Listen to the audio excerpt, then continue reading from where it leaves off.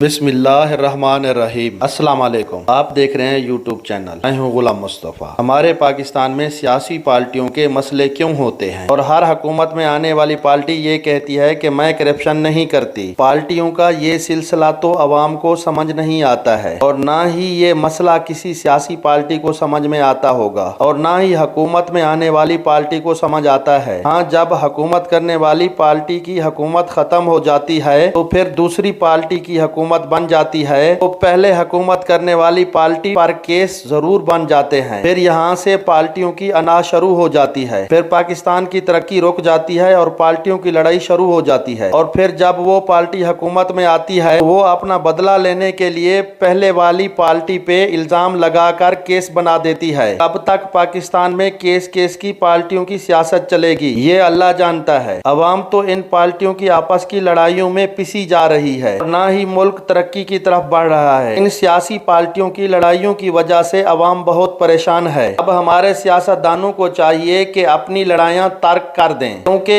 इनकी सियासी लड़ाइयां देख देख कर अवाम तंग आ चुकी है। हमारे सियासतदानों को अपनी अवाम और मुल्क की तरक्की के बारे में सोचना चाहिए। बांग्लादेश की तरक्की को देखिए कि वो हमसे आजाद होकर हमसे आगे चला गया है। बांग्लादेश में भी जमहूरियत है, वहाँ भी सियासी पार्टियां हैं, लेकिन वहाँ केस की सियासत नहीं है। वो सिर्फ मुल्क की तरक्की के लिए सियासत करते हैं और इस तरह वो कामयाब हो गए हैं। हमारे यहाँ केस की पार्टियों की लड़ाई खत्म होगी तो पाकिस्तान तरक्की की तरफ बढ़ेगा, वरना हमारा अल्लाह ही हाफिज है। हमारे पाकिस्तान में इतने केस 22 करोड़ अवाम के नहीं होते जितने हमारे सियासतदानों के हैं। अब तो यूं लगता है कि ना हमारे सियासतदान अपने ऊपर रहम खाते हैं और ना 22 करोड़ अवाम पर। इस बात की समझ पार्टियों को आ जाए और सब सियासतदान मिलकर पाकिस्तान की तरक्की और 22 करोड़ अवाम की खुशहाली के बारे में सोचें। आज इमरान खान साहब के खिलाफ ममनुआ फंडिंग केस बन गया है। याद रखना, अब सब पार्टियों के खिलाफ ममनुआ फंडिंग केस बनेंगे, क्योंकि ममनुआ फंडिंग तो सब पार्टियों की होती है। इसलिए तो इमरान खान साहब कहते हैं कि सब पार्टियों की ममनुआ फंडिंग केस का फैसला एक साथ होना चाहिए। अब हुकूमत अवाम को क्या जवाब देगी कि सिर्फ ममनुआ फंडिंग तहरीक इंसाफ की होती है, क्या और पार्टियों की नहीं होती? क्योंकि अब पूरी कौम हुकूमत से पूछेगी कि सब पार्टियों की ममनुआ फंडिंग के बारे में बताया जाए। अगर ममनुआ फंडिंग केस सब पार्टियों के एक साथ सुने जाएं तो सब पार्टियों की ममनुआ फंडिंग का बयानिया अवाम को भी पता चल जाएगा कि किस किस पार्टी ने कहां से मदद ली है और कौन कौन सियासी पार्टियों की मदद करता रहा है। फिर हमारी अदालत जो फैसला करेगी वो सब पार्टियों को मंजूर भी करना होगा। अब पूरी पाकिस्तानी कौम भी दुआ करे कि हमारी सब सियासी पार्टियों को एक साथ सुना जाए और एक साथ फैसला किया जाए, ताकि सब पार्टियों का झूठ सच एक साथ सामने आ जाए। नहीं तो हर पार्टी दूसरी पार्टी पर ममनुआ फंडिंग का इल्जाम लगाकर अपनी सियासत चमकाती रहेगी। मैं उम्मीद करता हूं इंशाअल्लाह हमारी अदालतें सब सियासी पार्टियों को एक साथ सुनकर ममनुआ फंडिंग केस का फैसला देंगी तो अवाम और कौम के हक में बेहतर होगा। क्योंकि सिर्फ तहरीक इंसाफ की ममनुआ फंडिंग का अगर फैसला किया गया तो